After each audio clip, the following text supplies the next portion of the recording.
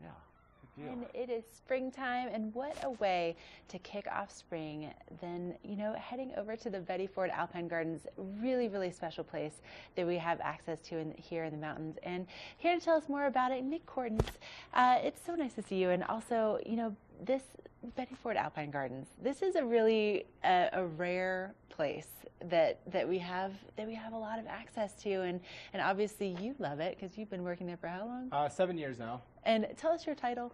Senior horticulturist. Senior horticulturist. So this time of year, I think a lot of people are kind of like, okay, it's spring, but then we just had fresh snow. Do I plant my garden? Do I not plant my garden? It's a very deceiving time of the year with the weather being warm in March and April, and then all of a sudden we get frost and snow in May. So tend to put out plants too early, like vegetables that are warm season crops. So always tell people to just hold off a little bit and wait for the really good temperatures and look ahead at the weather. And then plant the cool season crops earlier in the season, so like lettuce and kale and spinach, which do really well up here in the mountains. Okay. All right. Well, I know, and actually, like the resorts before they were developed, a lot of them were lettuce farms. Yes. And so as far as the Betty Ford Alpine Gardens go, for people that have never been there before, can you just kind of describe the setting and what it's like to experience it? Yeah, absolutely. It's it's in a perfect setting in Vail, and it's in Ford Park. We're located right at the lower bench near the Gore Creek, and we also are right next to the amphitheater. So in the summertime, you can hear the music, the Bravo concerts warming up. It's a really unbelievable setting to work in, and there's flowers everywhere in that park. So it's a really peaceful place to come and sit down and relax. Right. Now, you also hold events, and I'm sure that there's a lot of people out there that are interested in learning a little bit more about, planting things specifically in the mountains, because that can be tricky. And so you guys would be a really good resource for that, yeah? Yes, absolutely.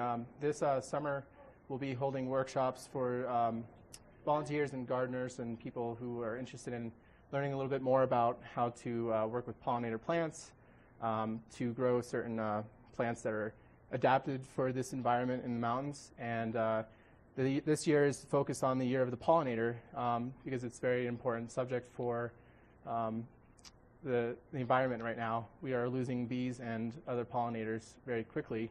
So we're focusing on that this year, and we should have some very exciting events for the public coming Nice. up. So you can actually kind of teach us a little bit about, the plants that we're getting that could potentially attract some of those pollinators and could be good for kind of perpetuating Yes. the bees being in our environment. And we'll be building a pollinator garden as well. Oh, so exciting. And then Yep. also, really quickly, I know that you also have, something kind of coming up about dividing perennials. And so if people are kind of confused about that, Yeah, when is that taking that place? is on May 15th. Okay. So anyone is welcome to come.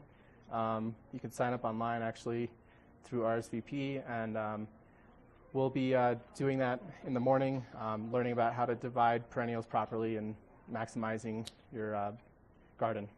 Well, Nick, space. thank you so much. I mean, it's such a wealth of knowledge, and there's so many things I would love to talk to you Yeah. about. But of course, we're out of time. So if you are interested in finding out more information, BettyFordAlpineGardens.org is where you can find the full schedule of events, and you can find out more about how you can tap into that knowledge and make sure to apply it to your own garden, or just go and enjoy.